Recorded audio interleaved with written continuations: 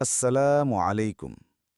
আল্লাহ তাআলা বলেন, আমি মানুষ ও জিন সৃষ্টি করেছি আমার এবাদত করার জন্য।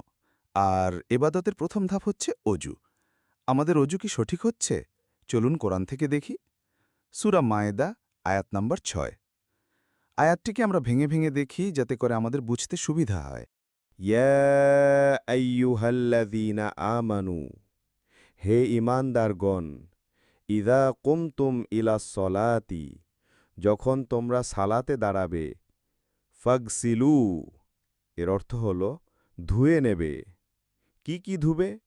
উজুহাকুম, তোমাদের মুখমণ্ডল, ওয়া আইদিয়াকুম, এবং তোমাদের হাতগুলো, ইলাল মারাফিকি, কনুই পর্যন্ত।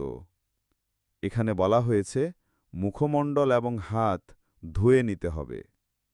আবার আসি, ওয়ামসাহু, মাসেহ করবে, বিরুউসিকুম, তোমাদের মাথা, ওয়া আরজুলাকুম, এবং তোমাদের পা, ইলাল কাআবাইনি, গোড়ালি পর্যন্ত।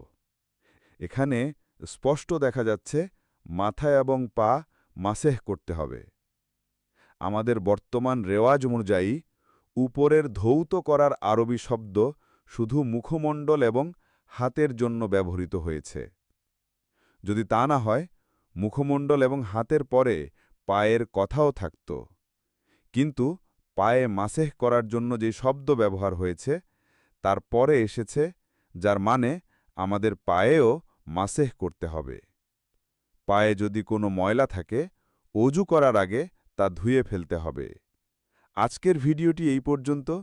যদি আপনার কোনো প্রশ্ন থাকে, অবশ্যই কমেন্ট করুন, উত্তর দেওয়ার চেষ্টা করব।